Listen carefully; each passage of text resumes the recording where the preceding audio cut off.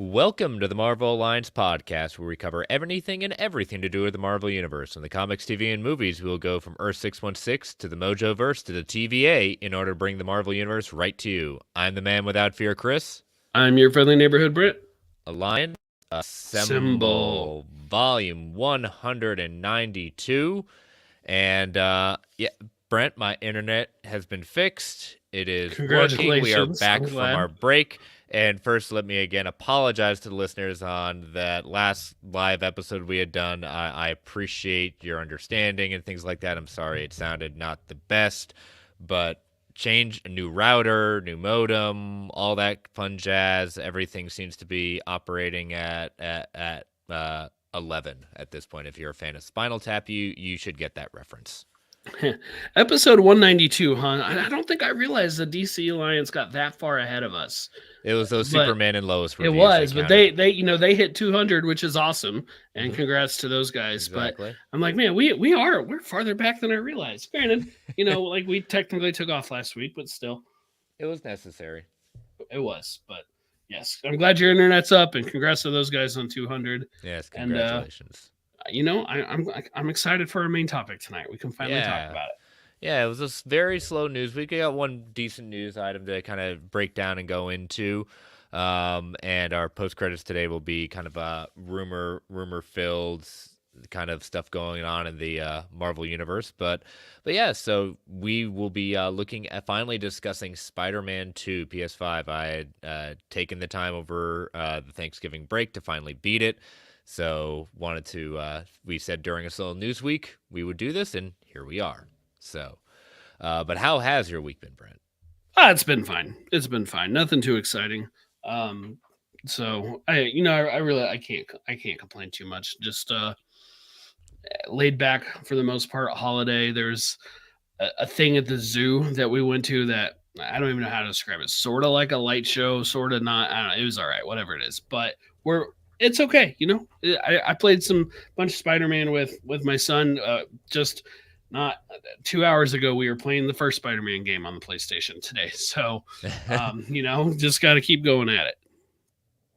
Yeah, you got to keep moving along. Yeah, this week, I may sound a little maybe more nasally or a little more lower voiced. I'm telling Brent offline. I feel like I'm the last man standing at work right now. Everyone has come down with some sort of something. And I'm just trying to hold on with deep breath, but burning the candle on both ends is not the best way to go about doing things. But hey, we whatever it takes, right? Whatever it takes.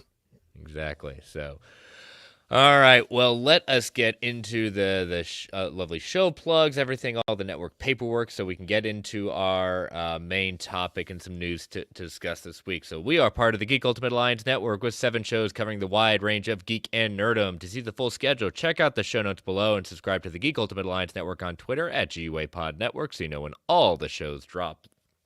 And we also have a Patreon, and we want to welcome our newest patron, FWY, either IRLDERE. I'm sorry at that. I tried looking at it, and it's like Wilder. Wilder. Okay, there we go.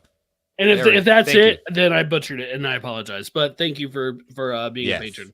Thank you. At least want to give you your shout out at that point. We appreciate your patronage and hope you're getting to enjoy all the back content out there, including our show. We can watch this all day, the Marvel Alliance MCU Infinity Saga rewatch, and we dropped our newest episode on Monday. Brent, what was that? Just a tiny little one called Avengers Endgame. Yes, Endgame. Yes, we are come to our penultimate chapter in the Infinity Saga rewatch with one more to go. That will be coming up next month. I think we're recording that in 2 weeks, right? Oh, that sounds right.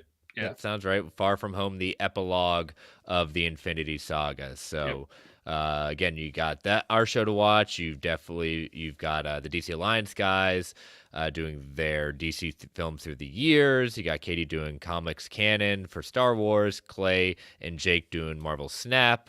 So, a lot of back content, a lot of new content out there. We want to thank our patrons who cannot do this without your support. And if you're not a member of our Patreon, please go to www.patreon.com/GUA Network. so you can become a member of our Patreon.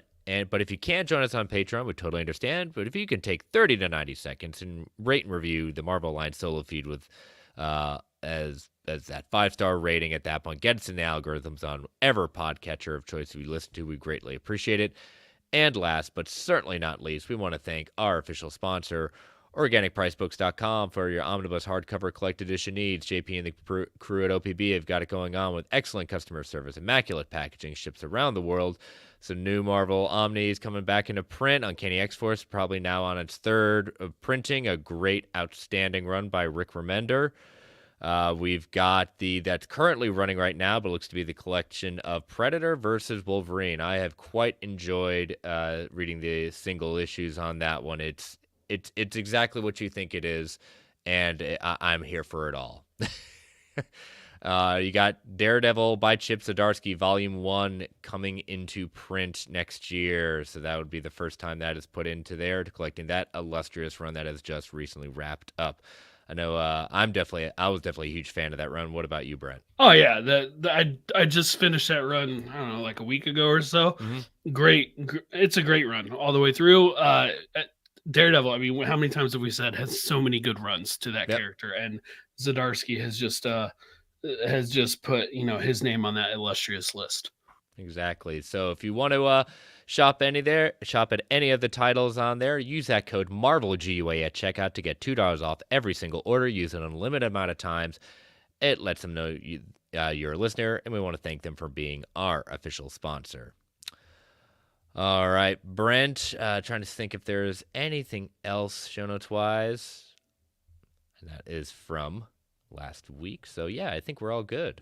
You were going to plug the show you're going to yeah. So yeah, thank you. See, I know I was going to forget. I said, don't let me forget. Yes, if you're listening to this tomorrow, Friday at that point, tomorrow night on YouTube, I will be on my friend Jake's YouTube show.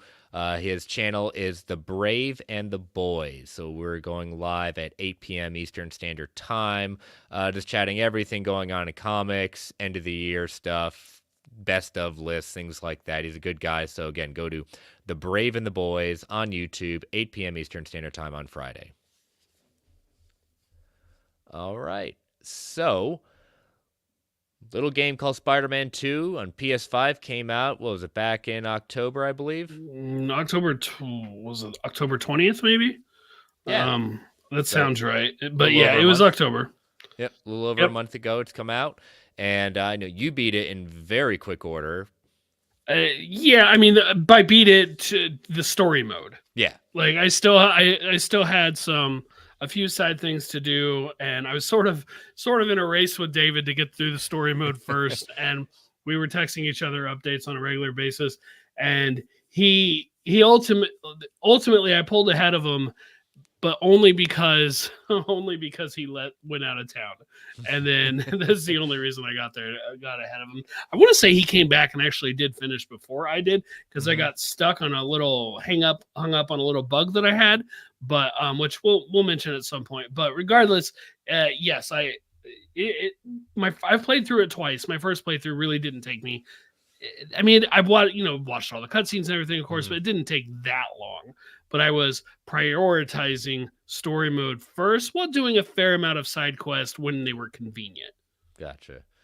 Yeah, I kind of took a little bit of time with that. Some weekends were a little bit easier to get into play than others, but I knew with the Thanksgiving holiday, I was getting closer and closer.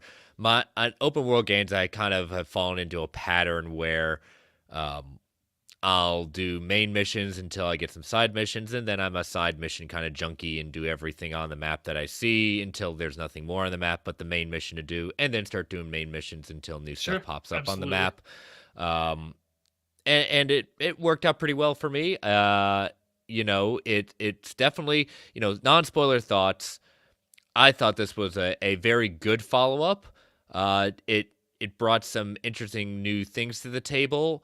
I wouldn't say if of the games I've played this year, it's definitely not the best game of the year for me, but it's definitely up there in the sense of what it brought from the first Spider-Man game, Miles Morales. I think they melded the two, kept what was working, moved the needle a little bit on mechanics at that point, but overall, just a good game. It was a very, very good game, very enjoyable game, and I think some of the emotional beats were the most surprising to me in the sense of how hard they leaned into kind of like that pulling the heartstrings and really kind of delving into this is more than just a superhero game. There's a lot of heart, there's a lot of feelings, there's a lot of good like they got who Miles and Peter were and this and the characters all around them, which I think that is something that not a lot of games can do, let alone a superhero game can do very well. Yeah, they absolutely get the spirit of Spider-Man to me. They get Insomniac just understands who Peter is, just understands who Miles is. And are they 100% identical to the comics? No. But the core of the character, the core of who they are is absolutely there. And I would say that's true for other people as well. Mary Jane, I really enjoy this interpretation of Mary Jane. I think it's great. And building off what you said, they kind of kept some stuff that the first games did. They improved on some stuff that the previous games did, and some other stuff they just kind of maybe went a different way with it. And that's a little more subjective on where you fall on whether or not you think that's a way you like it. For example, the gadget system was different in this one. If you prefer the old gadget system, well, there's not much we can do for you there. But I thought the story, I still don't know if I like, if I'm ranking it with the first Spider-Man game, like where I would put it. I honestly don't know, but I'll just cop out and say I don't care. Like I think together they are a wonderful story, and there are elements from Spider-Man 1 and elements from the Miles Morales Spider-Man game that lead into this one directly, and it's just one group. Like I mean, it's one trio of games that just to me tell a really awesome story that work really well together. Yeah, it's they both tell very interesting journeys. Both of them are going in very different directions in their journeys of this, picking up from where they left off at that point. And do you want to get into spoilers right now? I think we can go ahead and give a spoiler warning. I mean, the game is a month old, but if you haven't finished it, just assume we are going to speak completely freely about the game, any side quest, any whatever, anything that we want to say, spoilers about the game.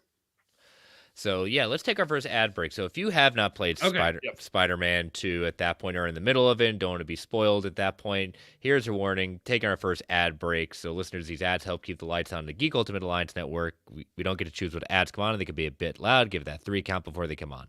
3, 2, 1. We'll be right back. All right, and we are back. So, spoiler thoughts. We're just gonna kind of randomly jump around at that point. So where do you want to start, Brent? I'll give you the keys first.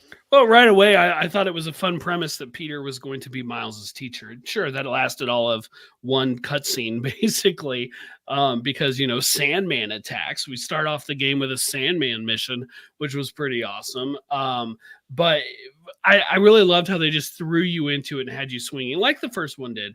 But it just they just throw you in. They got some upbeat music. Forgive me, I don't remember who sings that song, but some upbeat music. They throw you in. They have you bouncing back and forth in that Sandman mission between the two different Spider-Men. I think that's awesome. I'll go ahead and say it right now. I would absolutely love it if they were to figure out a way to do one of these games and have some true two-player elements in them.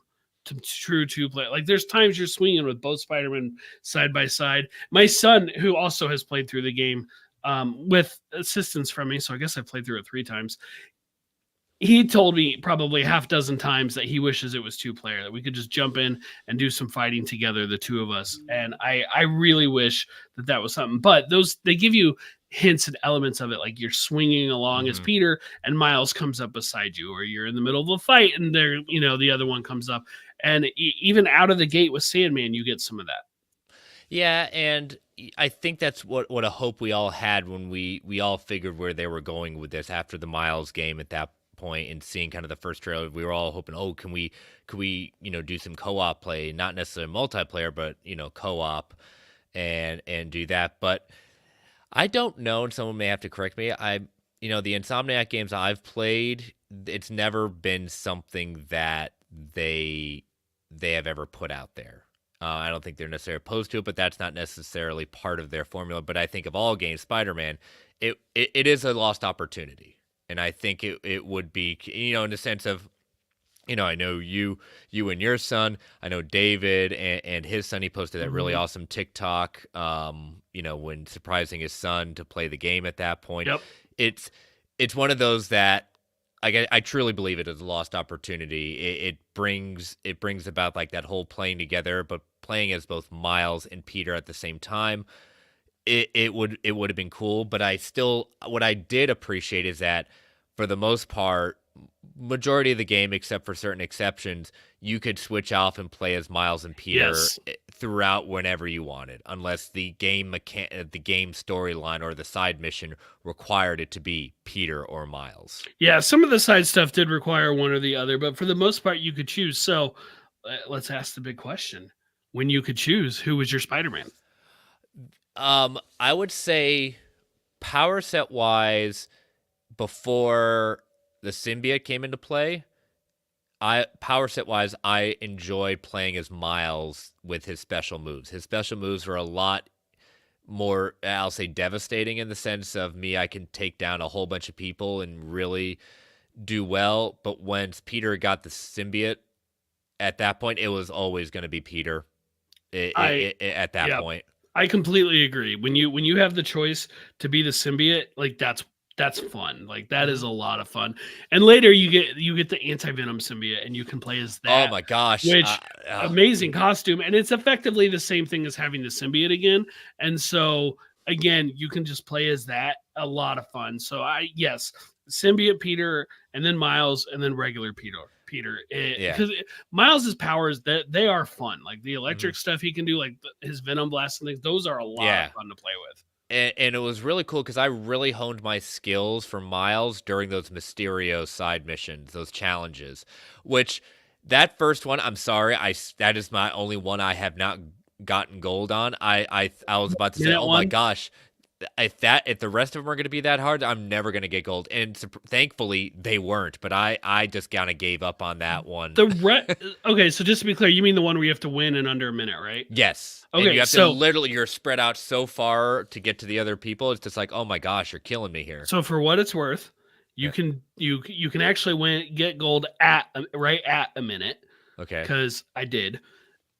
Um, Inch or a mile, winning is winning. so many times, so many tries. I didn't get it until I had leveled up Miles and I went back to it. And all the other ones felt like they had a good, reasonable difficulty level. Yes. And just to be clear, I was at this point, I And was playing. achievable with still time. Yes, I was playing on the amazing difficulty for my first playthrough. Not the hardest, not the easiest. I was playing on the amazing. If they come out with New Game Plus, I'll probably do that and play on Ultimate at the same time. But as of right now, I was playing. Yes, those Mysterio, those were tough. hmm But I had fun with them.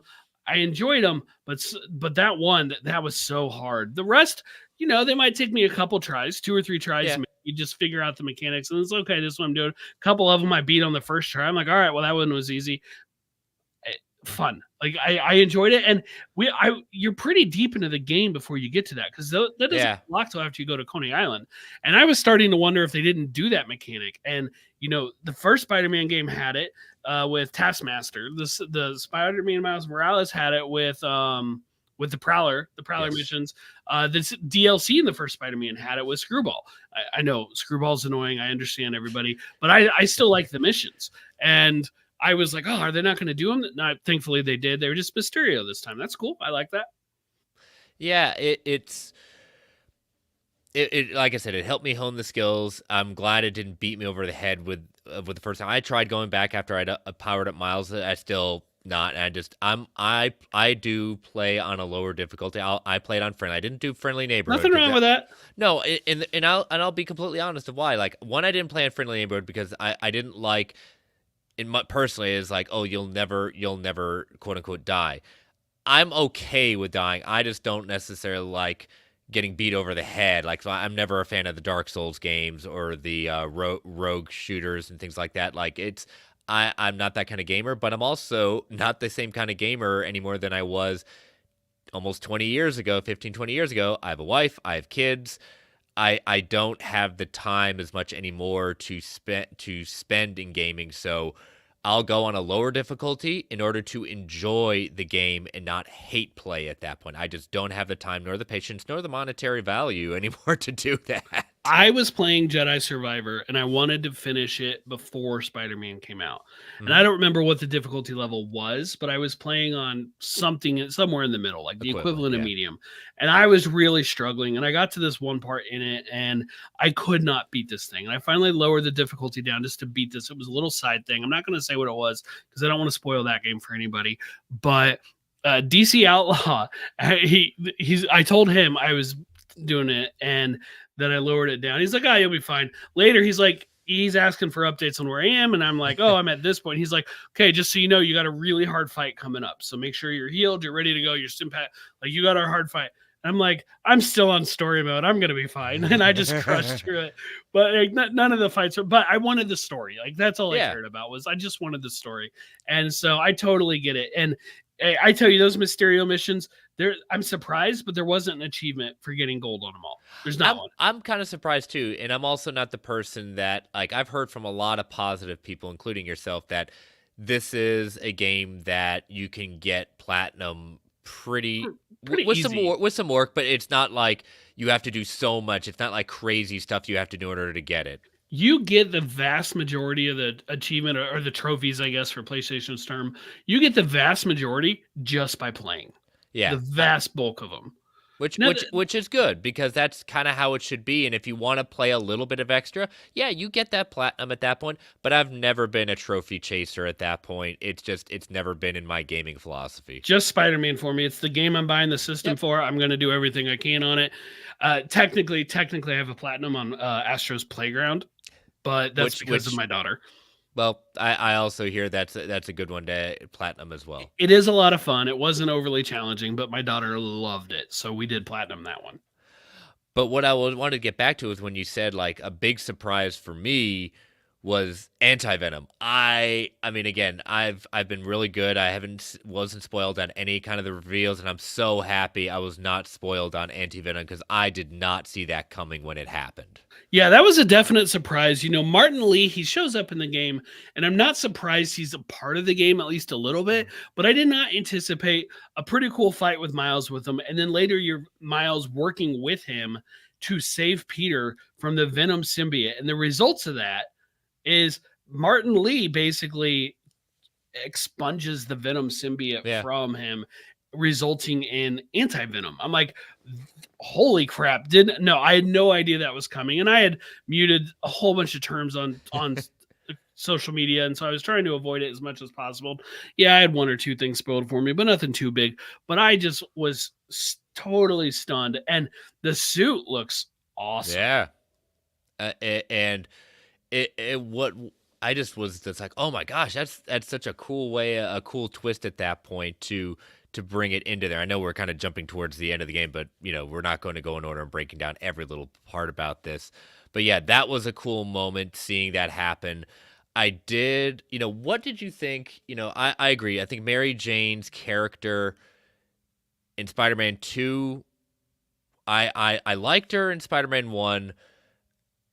I'm not a hater necessarily. The missions that she had, the little side missions, it didn't bother me as much. They needed to do something with the character to make it more than a voice. But I enjoyed her growth as a character more in this game more than the first one.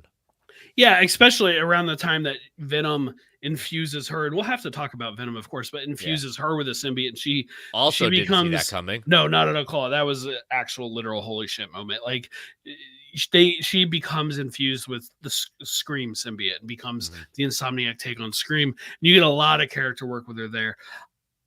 For me, the big thing with her is I wasn't a fan of her missions in the first game. I am among those who's like, oh, these are kind of boring. They are boring. You're trying to get through them, and it's like, oh, okay, there's no way to get around them. There's no way to skip them. You just got to play through it. Fine, it is what it is. Unpopular opinion, hot take. I legit liked her missions in this game. I liked playing as her, and yes, she was overpowered, but I liked playing as her. And you combine that with the cooler story of like trying to deal with what Peter's going through with the symbiote, trying to deal with her own internal struggles of basically working for J. Jonah Jameson, a person she hates, who's telling her to take down a person she loves, as in write hit pieces on Spider-Man. Like, I enjoyed that journey for her and getting to follow along that. Yeah, obviously it's not the primary storyline of the game, but it was a nice one they put in there. Yeah, and looking, the journey that she goes on with that at that point. Now, talking about like Harry Osborn. Now, I and I could have missed the line at that point when it was that. Did they ever specifically say like what he is sick with? I don't think they did. I don't think they ever Okay, said that what annoyed me. exactly it was. That really annoyed me then. Which means I kind of defaulted in my brain to some type of cancer, but I don't think they ever said what it was, and I don't think they ever said what it was in the previous game. Like we see at the end in the credit scene of Miles that he's like in a tank or whatever. Yeah, and he's in a back to tank. He's in the back to tank. He's and back to flashbacks. And even there, I never saw exactly what it was. Now, that said, there's a point where you go after Kurt Connors, you go to the Lizards, and you see like his lab, and you see like the symbol of Null and stuff on his chalkboard.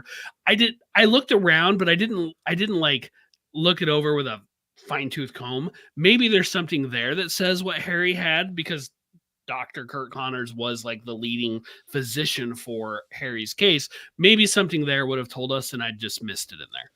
Yeah, I could have easily missed it as well, but I did like Harry in this one. I think they did a really good job kind of bringing in, because he necessarily, I like that we saw this friendship that we didn't necessarily have a chance to see there, so we can kind of get into the point before he turns. But the turning I think happens very organically just because of what happens in the sense. But immediately we all kind of figured out it was going to be Harry becoming Venom. It became very obvious at points, but it didn't ruin it for me. I wanted to see the journey, how we got there. And I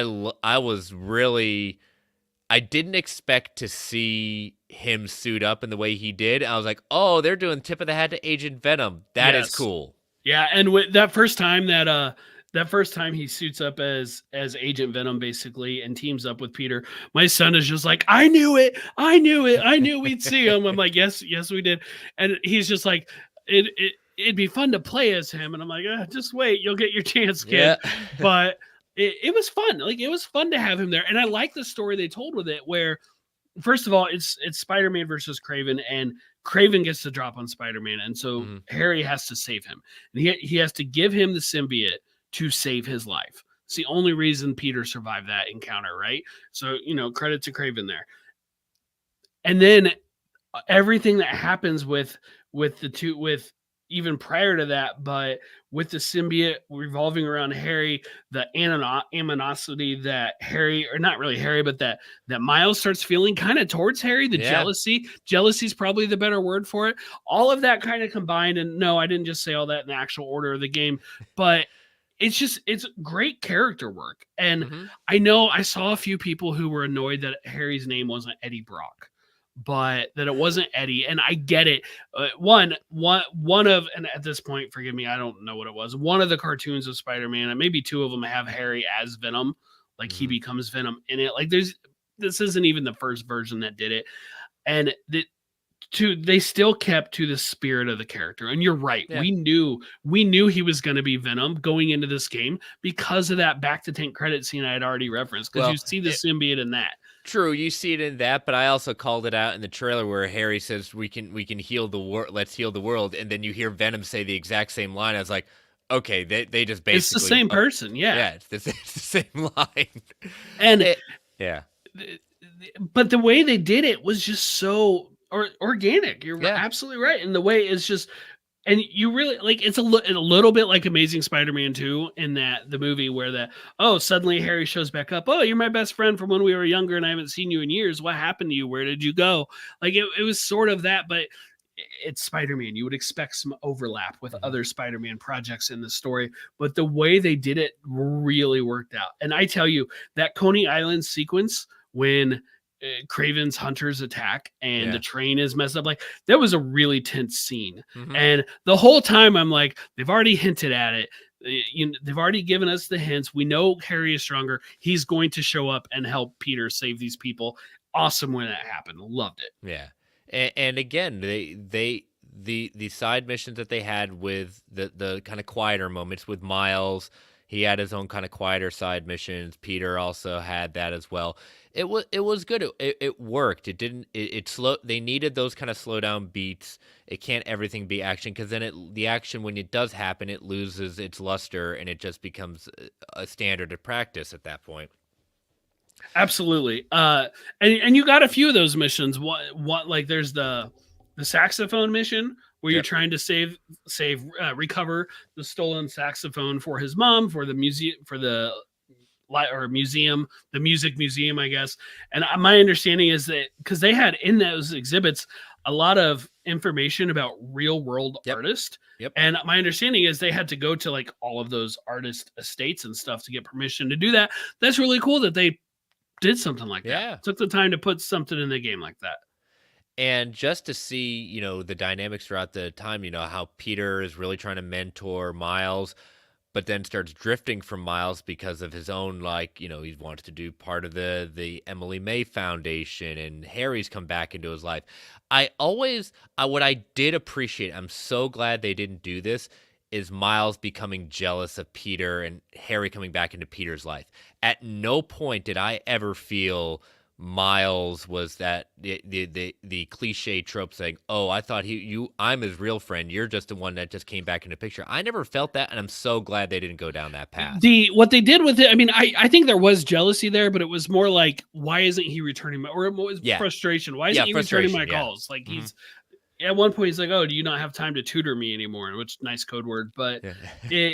they definitely showed that like it was breaking up this balance that Miles had. He had this level of comfort in his life with things were good with his mom, with Haley, with Genki, and now Harry comes in and upset the dynamic. But I mean, ultimately, it all worked out. It did. And I like that struggle where, we kind of tie up in the beginning, we tie up with the loose ends with uh his his uncle, former Prowler at that point, proven and stuff. I like how those side missions early with the Prowler allows him to kind of close that storyline that was left out there from the Miles Morales storyline. I like that thread was dangling out there. We closed it. We had some fun dealing with it. We moved on from it. And it became like, how does Miles deal with with Mr. Negative and making sure that not Mr. Negative, Negative Man. I always get the two confused.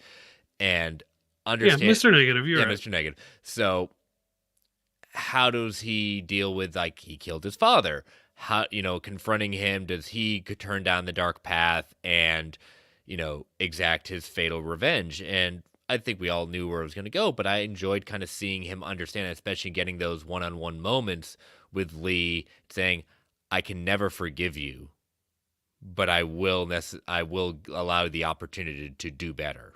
Yes, and that's what Spider-Man would do. Hmm. And at the same time, he's really struggling. Like he's facing down, and he's got at his mercy at points the man who killed his father. Hmm. And he, he ultimately he not only does he do the right thing, but because he does that, that allows Mr. Negative to get out to find Peter, who rescues Miles from Craven, and they're able to also in turn rescue Peter from the Hmm. symbiote. Like they don't win if Miles had killed Mr. Negative, Venom's plan to overtake the world would have succeeded Yeah. because they don't get the anti-venom at that point. Yep, exactly.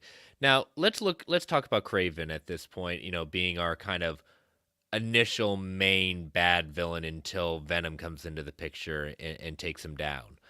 Um, in comparison to Doc Ock and the first mission,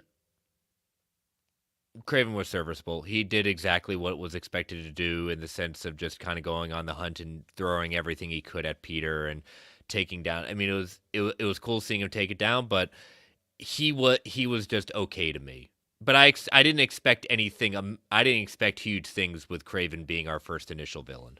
I think that's a good way to put it. He was Craven from the comic Yeah. books. Hmm. Craven from the comic books cares about the hunt. That's what he wants. He wants to hunt the biggest game. And the biggest game, he was in New York to find the biggest game. And they make a deal of him. He's going after Scorpion and Tombstone and Spider-Man. And Hmm. they make a big deal of that. There's a not a deleted scene. There's a glitched area that people found themselves in. So to me, this isn't canon because they tried to cut it off and someone glitched their way into it, where you see like the heads of some of the other spider characters, like the Rhino and Scorpion and stuff like that, Oh, where okay. allegedly he killed them. But yeah, if you Google it, you could find it. But Gotcha. because somebody screen recorded it, and there's a few other glitches where people got out where they weren't supposed to. There's a scene where you're young Peter Parker trying to get to J. Jonah Jameson, and somebody figured out a way to break out of that path you're on and just swing around the city as young Peter. But regardless, Scorpion he was Scorpion. He was straight out of the comics. Yep. I don't need to see another incarnation of Scorpion again, or of Craven again. I mean, for a very long time. Years. Yeah. I don't need to see any other Cravens for the next couple years. Let's put it that way. Yeah, it's the villains that were in this. You had Sandman, you had the Return of the Vulture at one point, Scorpion. They all did their part. I mean, I thought it was interesting opening the game with Sandman. It was a big set piece. It was a really cool kind of set piece, showing the magnitude of how big Sandman could be. And I would, again, like you said, exactly right, agreeing, saying that Craven did what Craven does. It did it well. It would, that was not the most fun part of the game for me, in the sense of, oh, I'm really enjoying Craven. It's like, oh, I'm trying to get to the part where we get to the bigger issue is the alien costume. Of course, the alien costume. Let's talk about Venom. But we got to come back to a couple other villains in this story, but there's side quest stuff. Let's talk about Venom. The main event of it, 19 inches of Venom. When Harry starts to go full Hulk out, basically Venom, like, he looks fantastic. Mm-hmm. They did a fantastic job with the look of him. I love the design of the character, and he acts like Venom does. And eventually we do get that iconic line, "We are Venom," and stuff like that. And thank goodness, like I don't feel like I needed to be able to play the whole game as him. Don't get me wrong, I would happily take it. And if there was DLC where you could play as him, or if there was another Venom game like the Size of the Miles game, and you could just straight play as Venom, fine. I'm in. I'm there day one. Let's do it. But I at least wanted a tease of it, right? And they gave us that. They let us play as Venom, and I think that's awesome. And they let us play as Venom to beat down and take out Craven, which I thought was thank you for us. I enjoyed that as well. But yeah, I mean, did exactly what they did when it finally turned, and just you got to be feeling like you're an unstoppable force. That's what Venom feels like at that point. And when it finally happened with Harry, it made the most sense, because he was so angry at Peter not giving back the suit, not doing it. It became the jealousy thing. Is like, it wasn't really Harry. It was just in the sense of like, why is he doing this? And so when he finally realized later on, when he finally takes over, it's just like, oh my gosh, like, I'm not in control anymore. This thing has become just bigger than it is. And I did like, the tip of the hat, the nods to like Null and everything like that. But they did not do a good job explaining the spirals, Null, or anything. It was so quick. It barely even touched the surface. And I think that was it was a problem for me, just because I know what it is. But I think for the general audience, I really don't think they had any understanding of what was going on with I think the general audience assumes the rock, like the meteorite, basically gave Venom the powers to enhance his symbiotes. Yes, okay, that's what it did, but they never explain. You're absolutely right. There is no explanation for why that symbol is on Kurt Connor's chalkboard, or on any all of all the other symbiotes, the green and yellow and whatever purple other colored symbiotes. It's not on any of those, and so I was surprised they went down that pathway. So was I. Yeah. And like, for me, who read those stories, like, I'm cool with it. Like, I can fill in the blanks. But for somebody who hadn't, they would have had no clue what that was. And I think the easiest thing that the general audience might have assumed, like, oh, the symbols, like they're minions and things like that, which is not necessarily wrong. It just there's a lot more to it than just that. But the idea of kind of the spread. I mean, even before the whole thing of no, we both remember in the '90s the war of the symbiote planet and everything like that. Planet of the Symbiotes. Planet of symbiotes. So Heck yes. so that was like, okay, well, they're probably going to think like that. But the idea of let's get back to the whole like him putting off a symbiote and infecting Mary Jane to become Scream, like we both said, that was a very surprise. Because as soon as it started happening, oh, they're going there. Oh, we're doing this, aren't we? That's going to be. I can't wait to hear what comes out of her mouth. Now that it takes over the unadulterated like hate and all the fears and anger that comes out of a person being taken over. I did not expect to see other symbiotes in this game. Not outside of minion phase, yeah. There are obviously true, because that was something that actually got spoiled for me, is that we would see a few others. But like the named symbiotes, I did not expect it. No, we didn't get all of them, but we got Venom, we got Scream, we got we technically saw the symbiote of another one that we'll reference here shortly, though we haven't seen it bonded with somebody yet. But just seeing them do all that was so much fun. It didn't feel overstuffed, but it did feel a little bit like we may never get to do symbiotes again. We're doing it right now. Yeah. Like we have permission today. We may not have permission tomorrow. We're going just in case. Didn't feel stuffed. They did a great job building it all in organically. I was just very happy and surprised at the level that they went to with it. And especially when, like I said, once I got the symbiote costume on Peter, like that was the main one I would always play, was just because I literally said it to you. I got the symbiote costume. I'm about to go like screw up a whole bunch of people now at this point, just because I love feeling that powerful with it. I don't care how overpowered it is. It's just a whole bunch of people coming at you, bad guys. Yes, I'm going to do all superpowers at all the point, go maxing it out and just screw up some people. Absolutely. So much fun. The side mission, it's not a side mission, it's part of the main story, but the fight with Lizard I thought was pretty fun. It was long, but it was fun because you fight him and then you chase him through the streets and then you fight him again. But it was a fun one. There's a side quest of where you're chasing a bunch of drones that belong to Kraven. And at the end of it, you get to the Chameleon's lair, his house, his hideout, whatever you want to call it. And you don't actually see the Chameleon. You hear his voice in a recording, but you don't see him. Potential there for the future, maybe DLC or maybe, which to be clear, they haven't announced any yet, but I think we all know they're going to do some. Maybe DLC. Tony Todd said he voiced way more stuff for the character of Venom than how much they actually used in the game, implying there's more stuff there as well. But for me, my favorite side mission, which also was the bane of my biggest bug, I'll talk about the bug at the end, but the mission itself was the 4-part The Flame, which was basically about Wraith or Yuri from the DLC of the last game. Which I never played any of the DLC. Oh, you didn't play any of that? Nope. I would recommend it. But at the end of that, she goes through and she goes from being, the police officer to Wraith. And even not playing it, they did a good job catching me up at that point to what it was. So that they did good on that. It's her and it's some Hammerhead and the Black Cat stuff in that DLC. But in this, at the end of the 4 parts, you've already, as Peter, had to fight her because you're basically on opposing sides of whether or not we should be killing this guy. God, that fight. I probably screwed up that fight like 2 or 3 times. Oh yeah. More than once. I definitely did that run before I got through it.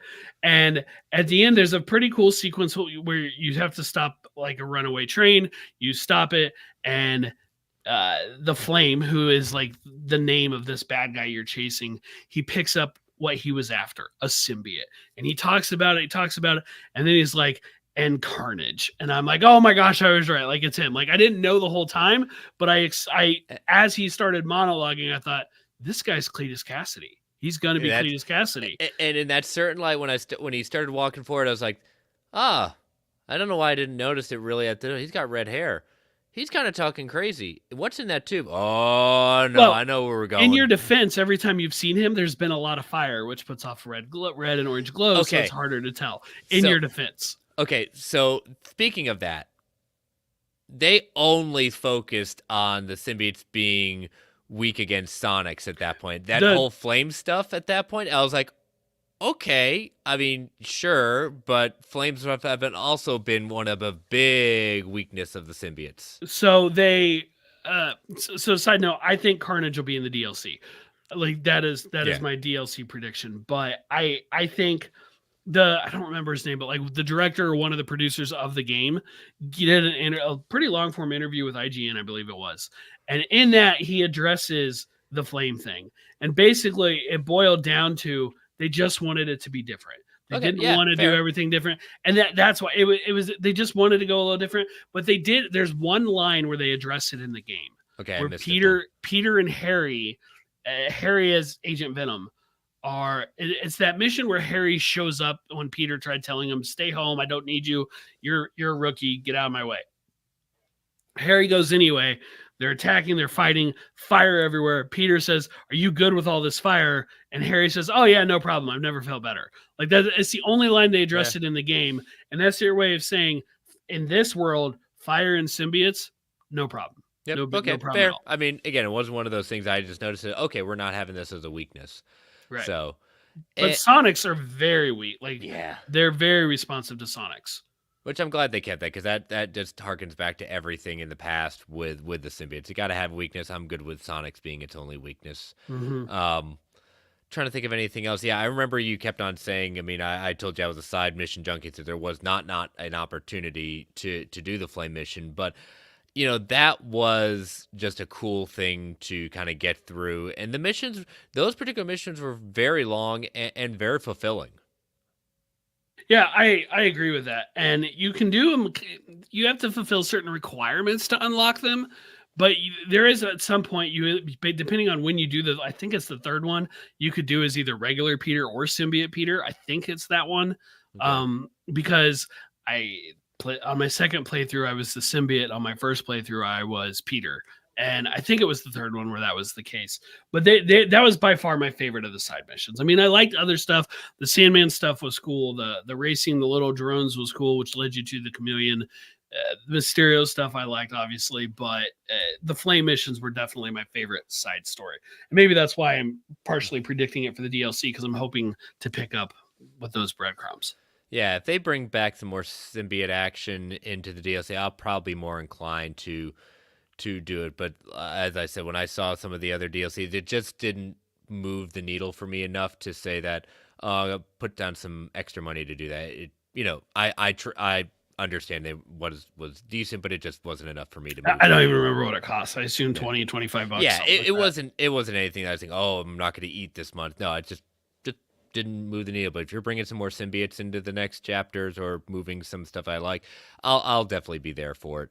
But great side mission there.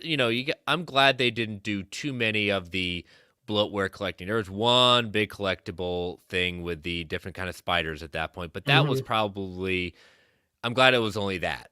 That was it.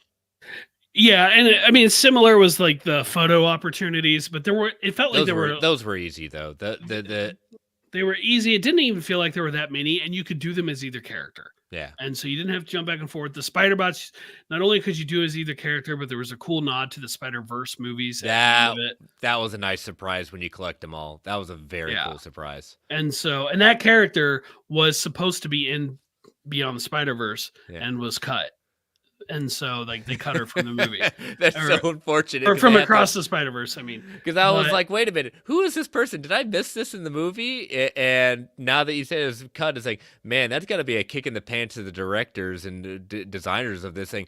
We put this in this game. How can you not like kept a little bit of this person? So yeah, would have been cooler if she had been in the movie, but it was still cool to see those kind of Miguel portals. Shout it up, Miguel. I never did see if it does anything different if you show up in Miguel's costume, but because obviously that's one of the playable costumes, but it probably doesn't. Yeah. But because you're still Peter in those costumes. True. So let's talk about the costumes. I already started with the bat. I was, Spider-Man 2099, Ben Reilly costumes. What were some of your we know what our personal favorites are if you've listened to the show before, but what were some of your surprise costumes that you were saying, oh, that was a good thing that they added? I like the Agent of Shield costume for Miles. Okay. Yep. It's kind of weird they gave it to Miles. Never been a Shield agent as far as I know, though his dad was for a while. Yeah. But I did enjoy it. Like I like those costumes were cool. And all the most of the costumes had a component where you could get 4 different color variations of it. Mhm.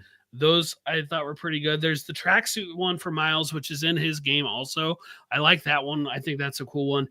But I gotta tell you, a lot of these costumes that they didn't pull from the comics that they just made and threw into the game, I didn't think looked very good.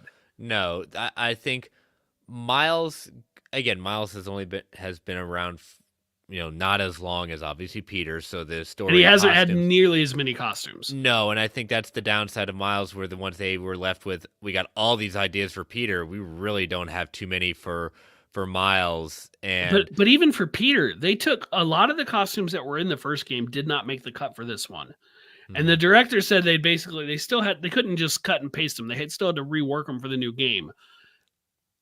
And so, but they created a lot of new ones for it. And I'm like, a lot of those were just, I'm going to say it. I thought a lot of them were ugly. Not all of them, but a good chunk of them. I'm like, I am never going to play as this. Yeah, I thought the cool one after being all the Mysterio missions, getting the Mysterio costume for Yeah, I like that one. that was a cool look at that point. And that had a color swapped one that looks just like the white Yeah. Power Ranger. I once I got the Across the Spider-Verse Into the Spider-Verse costume for Miles, that was what I mainlined him because I just loved the aesthetic of that. And they had that mode where it was on by default, but you could turn it Yeah. off where the Spider-Verse costumes, including Spider-Man Noir, it like put it in and made the character animate similar to the movie. And you could see the difference. And that's a cool effect that they did. I definitely like that as well.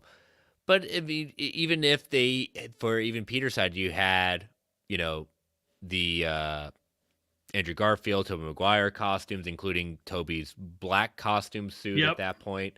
You even had the comic black costume. Yes, I love that they put that one in there. Yeah, I played as that one for a while for sure. So I mean, I think like I said, Miles' costumes not as much, but not as cool as some of Peter's. But again, longer history. And they had Miles' recent costume that he had in the comics, which I'll be frank, I'm not a huge fan of, but he recently had it like in his previous run, and that one was in there too. Like basically every costume Miles has had from the comics, they put in there, including life story for both of them. Yes, including, but there just wasn't he doesn't have the history. He doesn't have 50, 60 years of history or whatever it is Spider-Man is up to. And so he doesn't I thought have his as many. 2099 costume was quite interesting. I did like That one was all right. Yeah. That one I thought was pretty neat. But overall, I would have preferred more of the costumes from the first game made the cut, but at the same time, if they had done that, I might be sitting here telling you they didn't add that many new costumes. And so kind of a damned if you do, damned if you don't, based on the sheer volume of costumes they put into the first game. What I would have appreciated, and I was hoping they were going to do in this game, but they didn't, was different costumes giving you different types of perks. Like you could do certain things and kind of make it more than just, and again, it would require more time, more building different things like that. But I've been a part of play different games where you wear a certain thing, you have a certain aesthetic, it gives you something that you don't get anywhere else with it. The first game had an element of that. You could, because you unlock a costume, it would come with a certain like suit enhancement. Okay, maybe that's what I'm thinking of. You could move them around after the fact.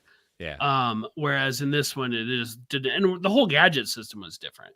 Yeah. And I've seen some people say they like the gadget system in the first game more. I think that's fair. There was definitely more to it.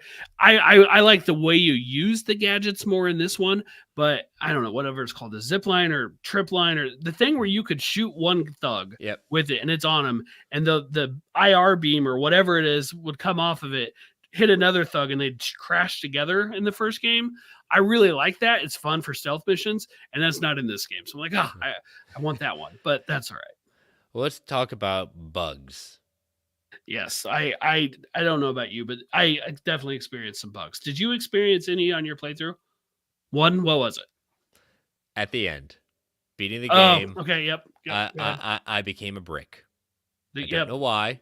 I don't know how. I literally was like, because I got the final costume, and when I started switching or buying different costumes with the accumulation of points at that point, and I was like, why am I a cube? Why am I like in cube-like form? And I look it up saying, oh, it's a bug at that point. You literally have to find the right costume. Like it's I wouldn't call it game breaking, but it's annoying that you can't wear certain costumes at this point because it Well, turns you into a cube. so you can, but the easiest way to fix it is kill the app and reopen it, and then you'll be able to play as that costume. Okay, fair. But it's still it's kind of funny. There's a Yeah. video on my TikTok where I was the cube and I ran yeah. around playing as it, but it definitely is. It's no question it's a bug. I played through the game twice. Now the second time I'll explain why in a minute, but between my two playthroughs, I don't know, 4, 5, 6 times, the whole game just straight up crashed and was like, do you want to send a report to PlayStation on why it crashed and all this stuff? Yes. I'm like, yeah, send the report. I reopened it, and I don't think I ever lost more than a minute's worth of time. And so to their credit, I didn't feel like, it's not like it crashed and I just lost 3 hours of gameplay. But that was annoying. And maybe that there's been a couple updates. Maybe that's better now. But I got to call it out. I love the game, but I got to call it out. The bug that bugged me the most, I don't even know how to say it, the glitch that bothered me the most. When you finish, keep in mind, I was going to platinum this. When you finish the flame mission, there's a trophy for finishing it. Mm-hmm. I got that trophy. Okay. It also unlocks the costume, the living, I already forgot the life. I think it's the life suit one. Okay. You'd think I know the name of it now, but I forgot it. Doesn't matter. It unlocks the costume, which for the record wasn't that great a costume, but whatever it was, it unlocks the costume. There's an achievement, a trophy for unlocking every single costume. Mm-hmm. That costume never unlocked for me. I did not know that it was supposed to unlock one. So you got the achievement. I got the achievement. It was called Crimson Hour for defeating the flame missions, but I didn't get the costume. And there was no, at this point, there's no way to replay missions. They've said they're working on that in the future where you can just go back and replay a single mission. Probably would have fixed my problem if that had been out, because I could have replayed that fourth part of the flame and just done it again. So because of that, I even put in a ticket with Insomniac support being like, this is my proof. I have this trophy and stuff. And they told me the only option I had now was to go back to one of the auto backups. Well, there's only so many auto backups they keep, and I was too far past it where I didn't have one of it. So I replayed the game at this point on Friendly Neighborhood, and I coasted through it. I just dived right in. I pretty much knew everything I had to do, and I just tore through all of it and got to that mission, unlocked that costume, thinking, okay, I've now unlocked every single costume. Is it going to give me the trophy? No, because it's a different file. It was a different playthrough. So I had to unlock every single costume again.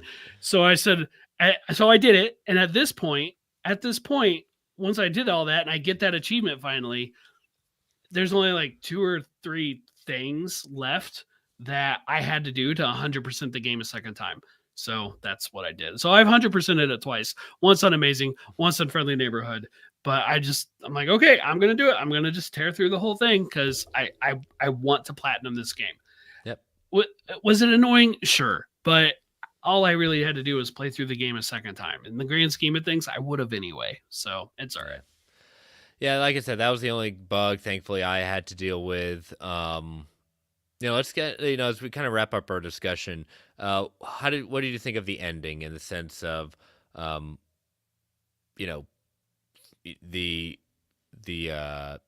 with Harry basically in a coma now, symbiotes are gone, or at least this symbiote is gone. The Venom symbiote is quote unquote gone, and Harry's in a coma. Norman is doing everything possible. You get the little hints about the G serum at that point, so we know Green Goblin's coming. Peter basically semi-retiring as Spider-Man and passing the full mantle to Miles, and the director has gone on record that Miles will be moving forward as the main Spider-Man for the next Insomniac game. Which it is his time. It is, and it's all of that I'm fine with. This game, to me, I think it's pretty clear. Peter got the brunt of it. He was the main Spider-Man in this story. Miles had a sizable part.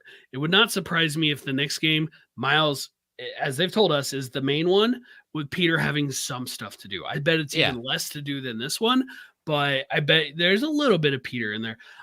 I thought it was a great ending. I'm glad Harry's still alive. I love the stuff that they're getting the G serum. Yes, please bring on the Green Goblin. Now, do I really want Norman to get it first? Yeah, I do, because I am a believer that Norman is truly Spider-Man's greatest enemy across like it's the Green Goblin, Norman Osborn. But I want to see Harry suit up as well in that Green Goblin. Hopefully the costume's a little nicer looking than what he wore in the Amazing Spider-Man 2. But I like the ending. And Peter, people are like, oh, Peter would never quit. He's quit tons of times. It's always I'll point you a comic book cover where he does do it. Spider-Man No More. It's not that he's quitting, it's he takes a break. That's what I said. He's semi-retiring. Semi-retiring. He's done this so many times, and it's what he does. There's another Spider-Man around. He's like, boom, I'm out. I'm taking at least the weekend off.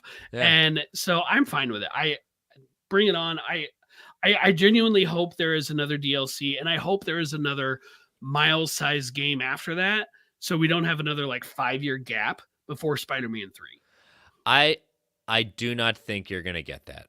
I think you're just going to get, if Miles is moving forward as it, I pretty confident we're going to be waiting a little bit. But the third Spider-Man will be all Miles. It'll be his proper full game. And again, I'm with you. I'm fine with it. I don't think Peter's forever hanging it up, but I think I expected him to do that just based on how everything that has happened in this, that he realized he does not have a balance anymore. And he either is going to be Spider-Man and that is going to be his life, or he's going to have a life with Mary Jane and have a life where he can feel like he can use his intellect, rebuild the Emily May Foundation in Harry's honor, in his aunt's and Harry's mom's honor, to do good in the world. And he needs to change. And that's okay. I mean, again, he's taking a break. He's semi-retiring. He didn't say he'll be forever. But right now, Miles has earned the right to be New York Spider-Man. Completely agree. We had a couple of questions come in. Yep. Do you want to go ahead and do those? Yeah, go for it. All right. One from Josh. What do we think about the Insomniac Peter Parker being over 10 years into his career, and he still has not faced his biggest villain yet in Green Goblin? He understands they're doing their own thing, but it just seems odd to him. What do we think? Do you think it's weird he hasn't come up with Green Goblin yet? The only reason I say that it's no longer as weird as it is because I'll point to what's going on in the comics. Like, Norman is a completely different person now in the comics. Yeah, the Gold Goblin. The Gold Goblin. He's trying to reform. He's trying to reform, and we haven't had a proper Green Goblin in a very long time in the comics. And so the fact that I agree with you, Josh, in the sense of, like, yeah, story-wise, yeah, Green Goblin versus Peter Parker, Spider-Man is something that I would like to see, but they kind of turned that as Dr. Octopus. They leaned into the Spider-Man 2 movie, the mentoring of, Doc Ock and Dr. Otto Octavius. That kind of became what Green Goblin was supposed to be. Obviously, we're going to get Green Goblin. I understand it's kind of weird, but I think they're kind of tipping the hat to, we haven't had a proper Green Goblin versus Spider-Man in a bit. I know that we had that whole thing with it's been more Harry, but like even Harry's had that whole thing with Kindred and things like that. Like, again, we haven't had a proper Green Goblin versus Spider-Man in a very long time. Yeah, I would just I agree with everything there. I would add to it. It is kind of funny because, like, I just talked about, I believe Green Goblin is his biggest enemy. And yet he has fought so many of his rogues galleries between the two games, right? Between the two games, so many of them. And yet I haven't missed him yet. Correct. But I'm ready. Yeah, it's time. We got Otto, we've got Electro, we got, Venom. We've got a lot of the biggies that we've had. It's time to go with the classic arch nemesis right now. And again, I am okay if it's Miles facing down the Green Goblin.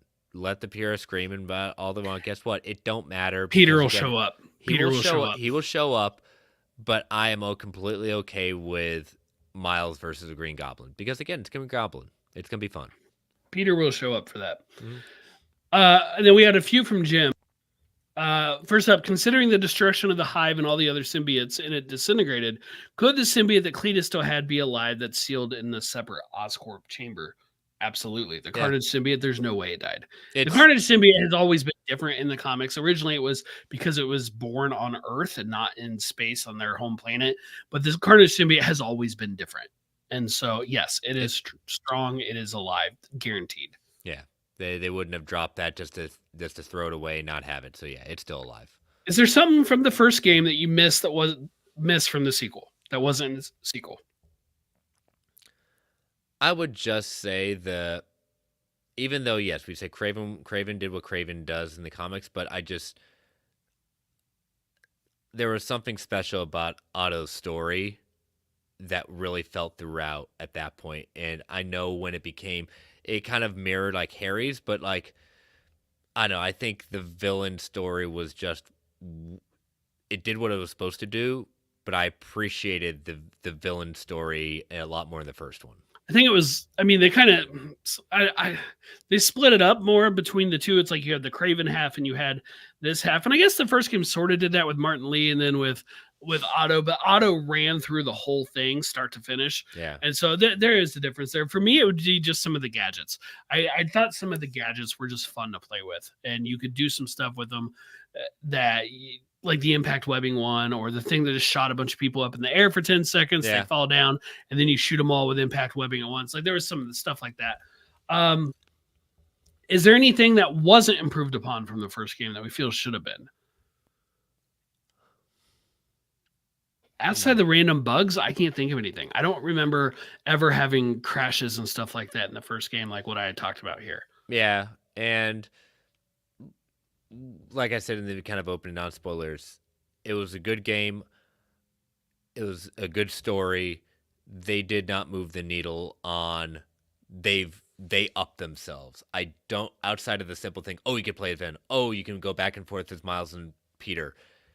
That's not taking it to the next level of what they could do. And I have seen Insomniac do before with it. They I wouldn't say they played it safe, but they kept it where they were at, upped it just a little bit, but I think they could have pushed it more. They could have really done some stuff. My answer to that would kind of go into his final question of what do we feel like they could have given us more of to really go to that next level, like you were talking about.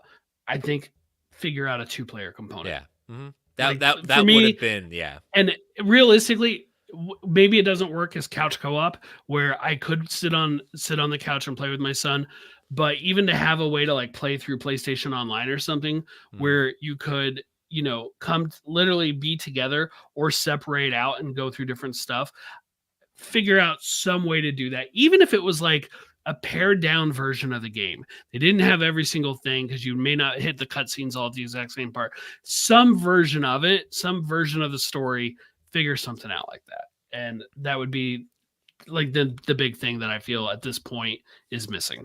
Yep. So, but yeah, all in all, what would you kind of rate it out of 10? I guess I'm gonna say I'm gonna give it an 8, and I probably would have gone 9, but I gotta knock them for the bugs. I can't let the bugs just go completely without. The cube one doesn't bother me. You reboot it and you're fine. But the repeated crashes and just the straight up you're screwed getting this achievement. And there were people who said the same thing happened with different achievements.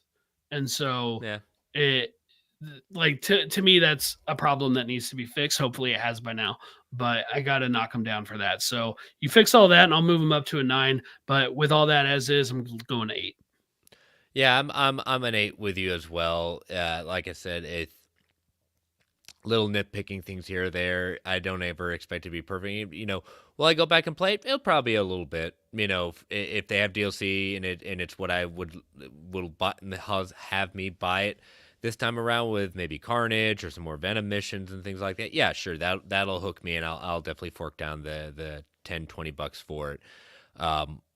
But usually these types of games, if there was no DLC, probably not picking it up again for probably a couple of years. because other things come along, and I'll be like, oh, maybe a new Spider-Man movie comes out. Yeah, let me go mainline that because that's fun and it inspires me again. But overall, great game. Highly recommend it if you haven't played it. If you've got you on your holiday gift giving list, Christmas and Hanukkah list, whatever you want to say at that point, it's definitely worth picking up and playing. So. But yeah, so hope you all enjoyed our spoiler discussion, breakdown discussion. I know a lot of you have been waiting for us to do this, so hopefully it met all your expectations and then some. But we're going to take our next ad break before we get into our single news item for the evening. So listeners, these ads help keep the lights on the Geek Ultimate Alliance Network. We don't get to choose what ads come on, and they can be a bit loud. Give it that 3 count before they come on. 3, 2, 1. We'll be right back. And we are back. All right. Well, I'm glad we had that as our main competition because, like I said, one news item for this week, and it is coming from Deadline as an exclusive and entitled Loki creator Michael Waldron to write Marvel Studios' Avengers, the Kang Dynasty. Michael Waldron has been tapped to do the reworking and the penning of the Kang Dynasty. He'd already been set to write at Secret Wars, the final installment that would conclude the Multiverse saga. He's been looked at as one of Marvel's most trusted creative minds, having previously created and served as showrunner for Season 1 of Loki, as well as writing Doctor Strange in the Multiverse of Madness. Deadline recently broke the news that Destin Daniel Cretton would not be directing the film in order to focus on his other Marvel projects of Wonder Man. Kang Dynasty is far down the theatrical release schedule. Right now, it is dated to be May 1st, 2026, and we think that is going to change very quickly. He's got more than enough time to write, but he's been on quite a run. He's after he closed a multi-year deal with the combined overall with Marvel and 20th Century Fox and his production company Anomaly Pictures across film and TV. So they saw what they had and what he's been able to prove himself at that point. Having one writer, or having, in the case of Marcus Smith-Philly, having a consistent writer to conclude this saga, just like it was concluding the last saga, I think that's a smart move. There's consistency in writing. There's consistency in storytelling. You don't have to worry about, the tone and everything like that. One person doing it, I think that's a great thing. I think we also are leading to what happened in the last one. We're going to have a same director or directors doing both, the last two. And I think that's also a very smart move to continue that tradition. I don't know if I would have necessarily thought of him out of the gate, but overall, I'm reading through this and I'm thinking about Multiverse of Madness, I'm thinking about Loki season 1 anyway, and I'm like, I get it. It makes sense, right? Like he's been involved, and he was involved with the multiversal saga and important multiversal elements of it and stories of it. The show that has by far played with the multiverse the most was Loki. He's, he did season 1. The movie that has done it the most was the Multiverse of Matt. Like it does kind of check some boxes and make some sense. Now, on the game in the chat says for him, it seems like he's a better head writer of a show like Loki or Heels versus a solo feature film writer. I have only seen his Loki work and his Multiverse of Madness work. I haven't seen anything he's done. I haven't seen Heels. I haven't seen Heels. And I watched the trailer for it. I thought I was going to watch it. I'm like, this isn't for me, and I didn't. But just based on those two, I definitely think Loki is the significantly better project. Yeah, I agree. But again, and this is always true, it doesn't always just come down to just the writing. So it's hard pressed for me to say how much of that was just in what Waldron's contributions are better on Loki than they are on Multiverse of Madness. I don't remember the timeline of the production of these projects and how much time he had to work on one versus the other. They've never officially told us Kang Dynasty and Secret Wars is effectively part 1 and part 2. Like the way Infinity War was, because that was originally announced as part 1 and part 2, but it's certainly being treated by the fans that way. The fan base is certainly treating them as a part 1 and part 2. And from that standpoint, I think it makes a lot of sense.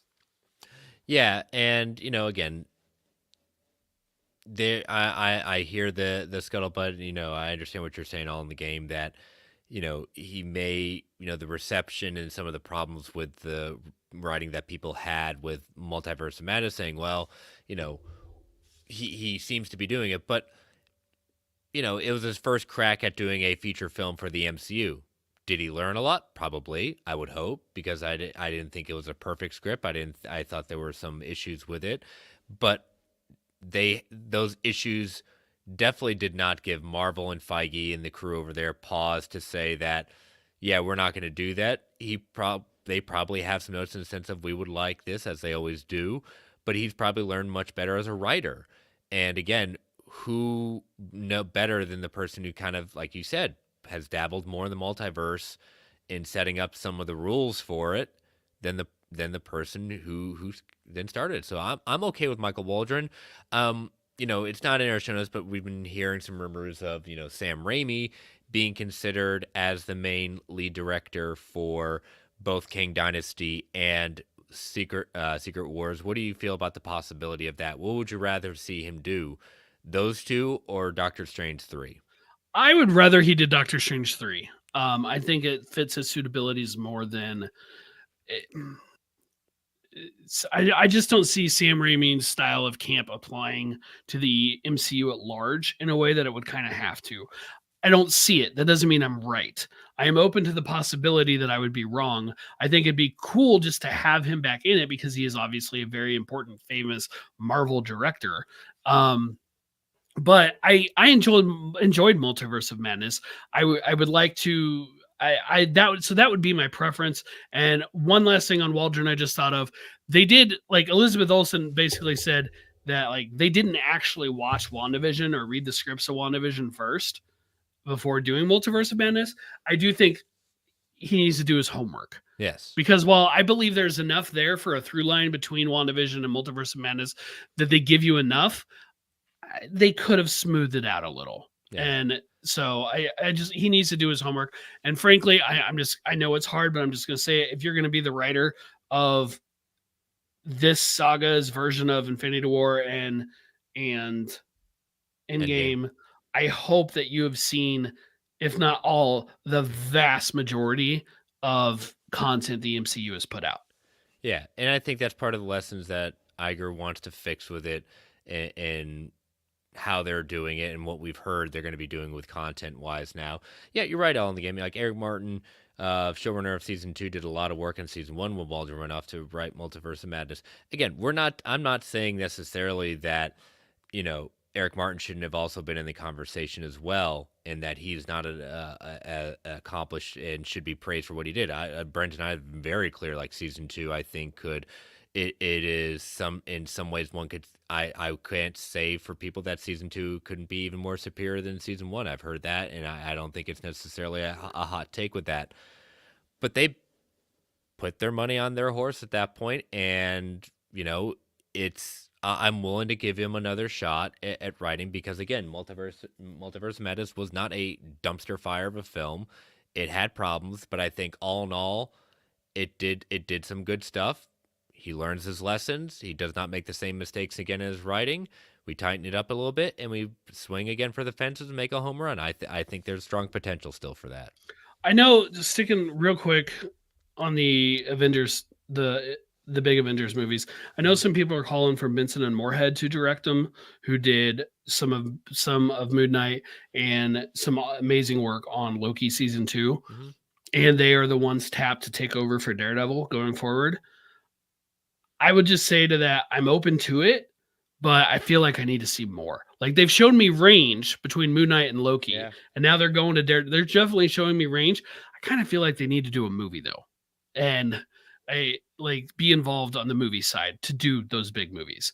Maybe I'm wrong, but that's just my where I'm at right now. Is I feel like you need someone with experience. I don't know their history. Maybe they already have theatrical experience. I honestly don't know, but I just, because somebody is going to ask, I thought I'll go ahead and throw that out there. Yeah. I right now I don't have an opinion on it. To your point, like, I've only seen what I've actually seen them, and if they've done other things, I definitely have not seen it, or I didn't realize I seen it. I'm of the thing with Sam Raimi. I agree with you. I'd rather him do Doctor Strange 3. I think he like you said, he doesn't strike me as someone who wants to do kind of a big franchising thing. He's good with his kind of wheelhouse in a But singular it would film. be fun for him to direct Toby again. And No, odds are Toby will I would show love up it. there. I would love it Find a at way that to put point. Toby in Doctor Strange 3. And that would be great. I would love that moment as well.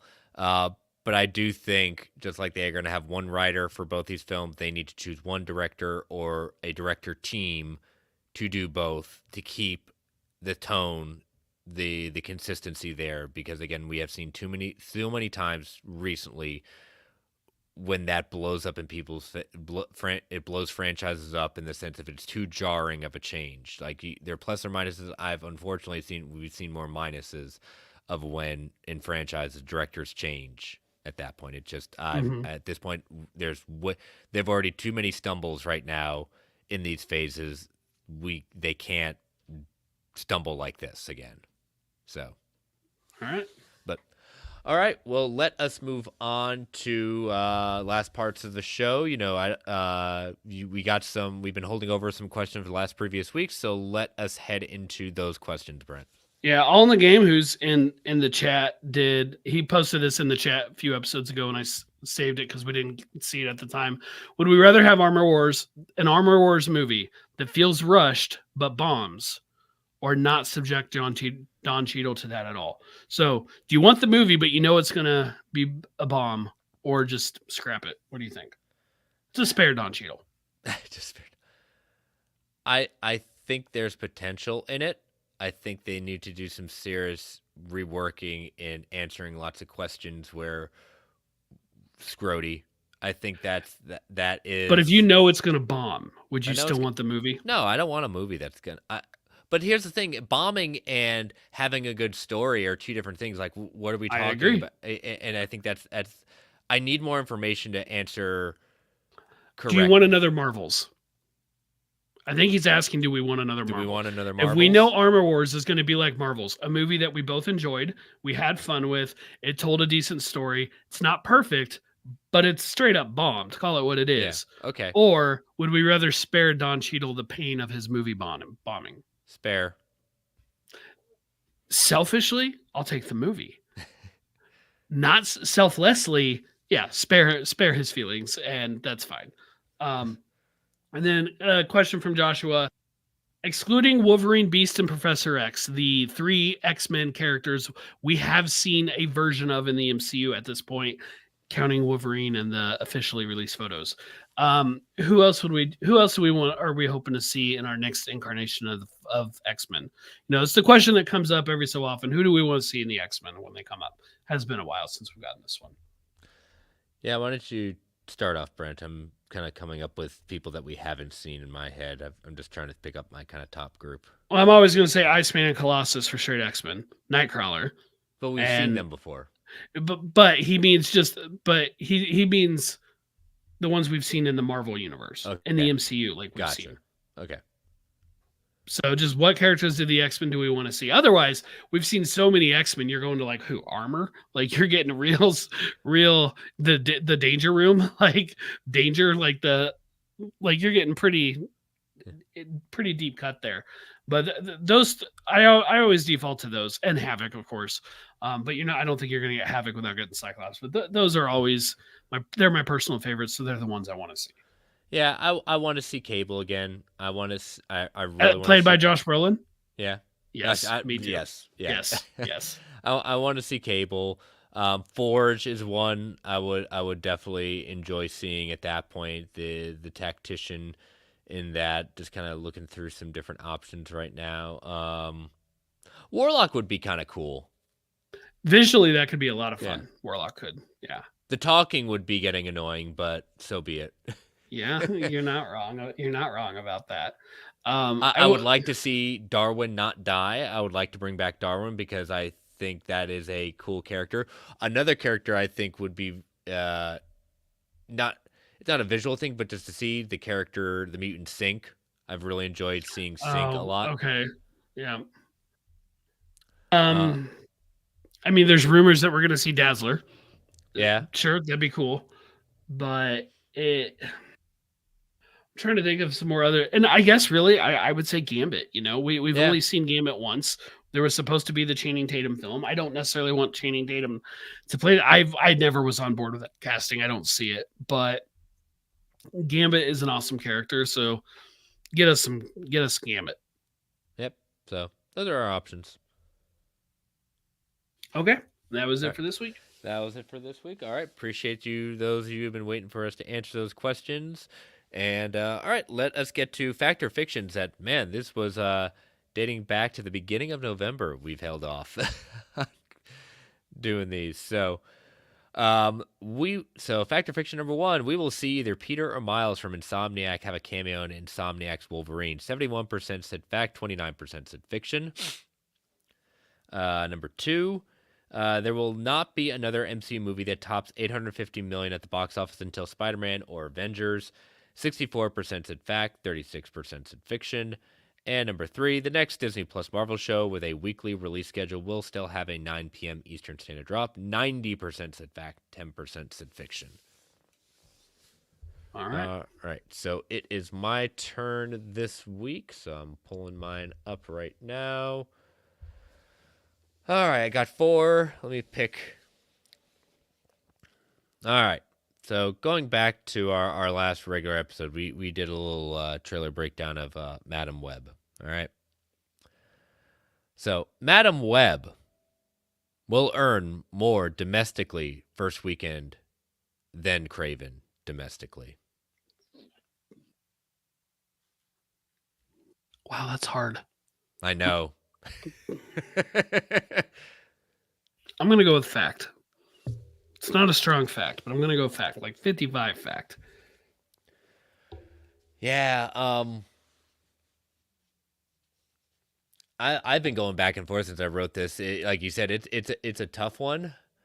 I am a fiction on it. I'm an absolute fiction on it, and I think movies are gonna bomb, but I think Madam Web's gonna bomb harder than Craven. I think Craven's gonna, despite our even more laughable things about going on with it, man, I think it's not. I'm not gonna say it's gonna be a huge success, but they're both gonna bomb. But I think Madam Web's gonna bomb worse. So, Guess we'll find out who we will. wins that race. Yep. All right, next one. Jessica Jones' first appearance back in the MCU will be in Daredevil, not Echo. Fact. Yep, I'm a fact as well. Well, all right. I'm saying fact with an asterisk. Okay. My asterisk is those two choices. It's a fact. But there were actually rumors of her being in Daredevil that then got squashed because of scheduling changes. I don't know where those rumors now sit with all the strike and everything, but I just want to put that out there and the whole change and the rewrites. But with those two options, I would be shocked to see her in Echo. It'd be really cool, but I'll go fact. Yeah. All right, my last one. More box office. Deadpool 3 will make under $1 billion in the box office, but more than 800 million.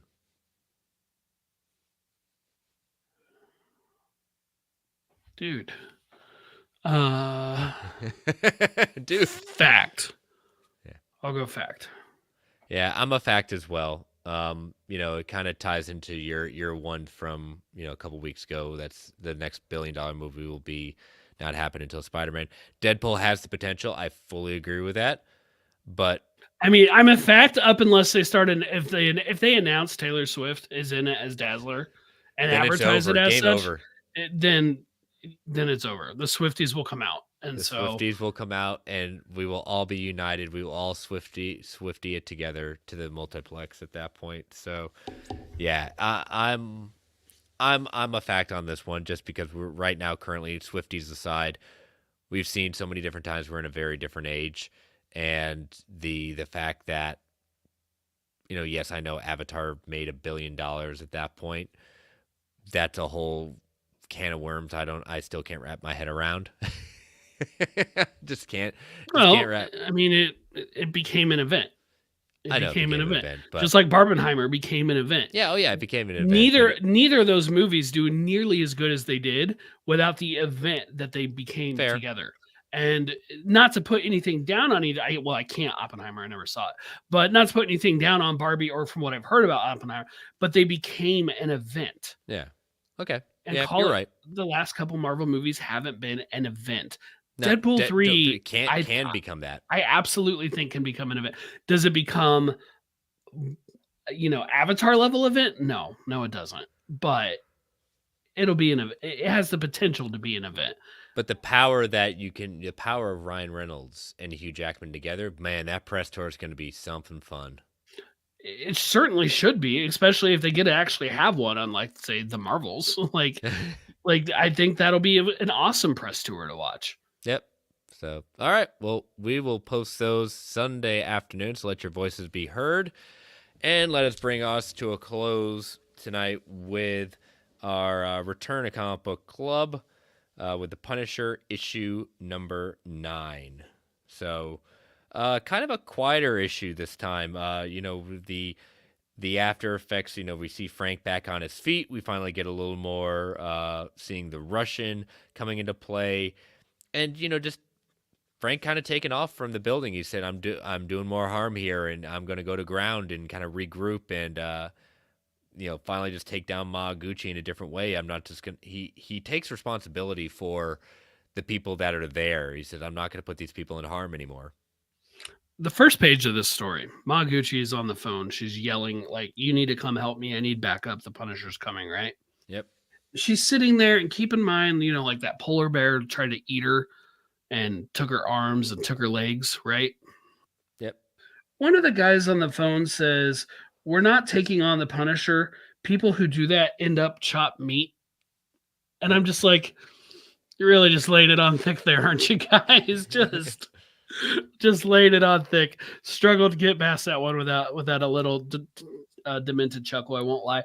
But it did lead us into the Russian, and the Russian, I kind of found him entertaining. I won't lie. Yeah. The Russian, he picks up one of those thugs at one point just to squeeze him for a hug and accidentally kills him. Squeezed him so tight. I'm like, yep. I'm looking forward to seeing this guy take on Frank. Yeah, I am too. It's this brute, blunt strength versus the tactician. So, and I still don't. I'm like, at this point, I feel like the other vigilantes, the elite, whatever the pastor guy is, and then Payback, like they need to get involved somehow, right? I know, yeah, we're getting ready. We're coming to the end of this. We've got only 12 issues, so now we're coming up to the last 3 issues. So it's like, when is Frank going to see these? I know. It worries me because, again, it's been a bit since I've read this. It's like, it's going to worry me. They're going to be kind of like, oh, I got to take out these guys. They're obviously bad, and they're just going to be taken out like the last issue, which I could see very easily happening. So we'll find out. Yep, we'll find out. So again, not a lot in this issue, kind of a quieter one. So hopefully next one kind of picks up and starts heading down the pathway towards the end. And so we will read issue 10 next week. So, well, ladies and gentlemen, we've come to the end of volume 192. So hope you enjoyed our Spider-Man discussion, our breakdown of the Waldron news. And stay tuned for post-credits as we get into a little more of the rumor mill at that point. But Brett, tell people how they can follow you. Yeah, Brentech Prime on Twitter, Threads, wherever else. Somebody recently followed me on Blue Sky the other day, and I'm like, man, I haven't opened this app in a long time. But I got that was going to be a thing. Yeah, and it's still there, but I don't think that one's going to make it, but it's still there. So yeah, Brentech Prime, where I'm at. Yeah. And you can follow me on Twitter at Chris Balgo. You can follow my other show, World's Finest True Believers. I actually dropped a new episode this week with Travis Hines returning, continuing, interesting enough, his Injustice run with the adventures of Superman John Kent as he journeys into the Injustice universe. It's a lot of fun with that one. Check that one out. You can follow that at Finest Believers. You can follow this show on Twitter and X on Marvel A Podcast. You can email the show at marvelalliancepodcast@gmail.com. You can follow the Geek Ultimate Alliance Network on Twitter at GUAPod Network. Feel free to tweet, email if you want to provide feedback, ask questions, fact or fiction. DMs are open across the board. Continue to rate and review us on Apple Podcasts, Spotify, Amazon Music, wherever you get your podcast. We greatly appreciate it. And, thank you all for joining us live in the chat. Thank you all for listening. Stay safe out there, everyone. And as Stan the Man would say, Excelsior, true believers. All right, Brent. Post-credits discussion tonight is Spider-Man 4 rumors. So if you all are rumor averse, don't want to hear any hints of things that might be at that point, don't want to be spoiled, we'll see you next week. At that point, feel free to tune out now. Otherwise, here's your big warning. Again, these are all rumors. Nothing is necessarily proven a fact. But Brent and I kind of wanted to kind of tackle these a little bit just at the post-credits. So 3, 2, 1. All right, first kind of rumor that's been going around is Michael Keaton will be in Spider-Man 4, and they are going to completely ignore that Morbius post-credit scene. Sure, I guess. Like a lot of these rumors, it just seems, it feels like fact or fictions. It feels like people are just making them up, right? See what sticks on the wall. And there's been so many lately across the board, not just about Spider-Man 4, that it's like they all just run together. But yeah, the Michael Keaton coming back, I don't think that wouldn't be a shock at all. Mm-hmm. Next one, Michael Mando will be returning as Scorpion. We'll finally get some payoff to the post-credit scene at the end of Homecoming. Okay, yeah, I'm fine with that too. Like, no complaints about that. I mean, that one, when I heard that one, same thing with the Michael Keaton, I was like, okay, sure. That whole credit scene felt like a tease to leave themselves options for the future. Yeah, it felt a tease at that point, but it was just like, okay, unless they're going to get out of prison at that point and do something, I don't need it. Like, I really don't need it. Sure. I mean, when they said, like, oh, yeah, you're right, he was in that, I would like to see Scorpion one day, but it doesn't have to necessarily be played by Michael Mando. I think he's a great actor, but not necessary. That it has to continue on. Okay. This is the one that I think riled. This happened kind of in between the Marvels and everything like that. Sony's SPUMC will be merging with the MCU with Spider-Man 4. So they're going to be merging Sony's universe and the MCU's. We're not necessarily saying multiverse issues. They're just going to happily, oh yeah, they've always been going on here, And this is the one that people seem to be outraged about. And I'm like, what did you think they were going to try to do? I know, really. Is anybody at all surprised? From the moment they announced the release of Venom, this was Sony's plan. Does anyone ever have any idea? Like, realistically, did you not think this was the goal? Whether or not it would be allowed to happen is a different thing.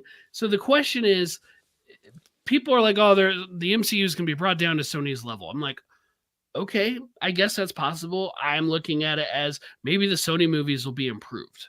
Maybe the Sony movies will be brought up. Maybe they'll work together a little more and they won't have 3 Sony Marvel movies next year. I know that's the schedule now. I still think one of them's moving, but like, I don't know. I don't think this is great. I also don't think this is the dumpster fire that people make it out to be. For the record, Morbius, he was fine as Morbius. Like, he was the character. Right? Craven's a different story. Craven. I prefer Matt Smith in that movie so much. I mean, Matt Smith was fun to watch, but if you look at what Morbius is, they kind of did that, right? Like, you got to admit, they kind of did it. Even Venom. I don't know if I'm willing to do that. Well, look at what Morbius is in the comics. Go look him up in the comics. I know. They did it in the movie. I'm not a fan of Morbius in the comics anyway, so it did absolutely nothing to move the needle for me. Right, but my point is, like, fidelity to the character was there. Now, is it for Craven? Absolutely not. We can already tell that from the trailers. It's absolutely not there. Venom, they did the best they could without a Spider-Man. I don't think it was enough. But they squandered a lot of opportunities. It just, Venom without Spider-Man initially is just a shell. Like, so much of the motivation is gone that I don't think it worked. And you need Venom, the symbiote, to be angry at Peter for rejecting it, and to bond with somebody who is angry at Peter also. Mm-hmm. We get that with Eddie Brock. We got that with Harry Osborn in the game we talked about earlier. Yep. But this was always the plan. I just want Feige to have more of a say than the people who are bringing us Kraven. Yeah, I agree with you. This was always going to be part of the plan, or the goal would have been, maybe not part of the plan, but the goal. Sure, the goal is probably the better way to put it. But my problem is the branding of those characters you're going to be bringing in. I'm not saying that, like, to your point, like, I hope it uplifts and improves. I agree with you on that. But the current things that they've done in bringing them in, that doesn't help the brand itself. It just, like, you're bringing cruddy characters and cruddy storylines and cruddy stuff that just, like, I don't want you to be a part of this necessarily. It also depends how much is Sony going to be like, is the Spider-Man movies. Part of the deal was an MCU actor had a major role in the Sony distributed Tom Holland led Spider-Man film. Yeah. Robert Downey Jr., Samuel L. Jackson, and then Benedict Cumberbatch in the third one, right? Are they going to require that? Let's just worst case scenario, Kraven 2, the bigger hunt. Are they going to make us require to have like Sebastian Stan show up in Kraven 2? Too bad, too serious. Don't put shame on Fast and Furious like that. No, that's just mean. Are they going to try and do that? Like, that's what I don't want to see with these. Yeah. If we have to put up with Tom Holland Spider-Man swinging through, fine. I can accept Spider-Man swinging through Spider-Man spin-off characters. I don't want to start seeing the Avengers show up in these movies, and I don't think we will, but that's what I don't want to happen. Yeah. Again, part of the goal, great. Venom, we know, is eventually coming into the MCU, and I think it's not going to be basically until he gets the black costume in Secret Wars. So we're looking at. I really hope that happens. We're looking at Spider-Man 5. At that point. I don't know. Allegedly, Tom says they're not doing Spider-Man 4 unless they really get a good story out of it. I'm like, you'll be back. Yeah, that's fine. He's not saying it. I like it that people are turning a quote into something. He's like, he's not wrong. He's not saying anything that he's not going to agree to, and they're not going to give him a cruddy story because they want Tom Holland to continue. So that's a nothing story. He'll be back. Yes. There will be a Spider-Man 4. I'm going to skip that second to last one for I think this one is Peter being seen as the chosen one in Secret Wars. So basically, he is going to be basically the Tony Stark of Secret Wars. He's going to be the quote unquote leader of this. I don't buy it. We haven't seen a Spider-Man 4 that would have happened before Secret Wars. Well, okay, the one you were going to skip, the multiverse will not be as involved in the main plot and will be more grounded. I don't see how that leads to Peter being seen as the chosen one. Yeah. I also don't see how Marvel puts that much on a character they don't have 100% control of. Unless there's a deal that's already been reached that they're not talking about yet. Absolutely. That said, does Secret Wars have to have a chosen one? I mean, there kind of was a chosen one in like the animated Spider-Man Secret Wars. But I'm now trying to remember. Am I forgetting some secret chosen one for Hickman? Like, was there one character that was the chosen one? I'm forgetting who it was. Like, I don't know. It ended up being T'Challa. I mean, kind of, but it's like, it's not like they talked about him the whole way. He wasn't the leader he wasn't the main protagonist of the whole story. And I don't even know that there necessarily will be, but maybe the only way I really see that happening is if it's part of Sony's requirements for letting Marvel for continuing to work with Marvel. Yeah. So, but you can argue who needs who more right now with the current box office climate. You can have the argument, but regardless, Sony and Marvel are making more money with Spider-Man movies now than they are when it was Sony by themselves. So Sony's going to want to keep working with them. Yep. And they will. And we'll get Spider-Man 4. It's going to be with Tom Holland. I hope it is grounded. I want it to be grounded. How many times have I said I want it to be grounded? That's exactly what I want. The devil in Hell's Kitchen. We want a Absolutely. spider in Hell's Kitchen. So absolutely. But all right, well, we will see you all next week. We'll see what breaks at that point, and y'all stay safe out there, and we'll see you for volume 193. Bye-bye.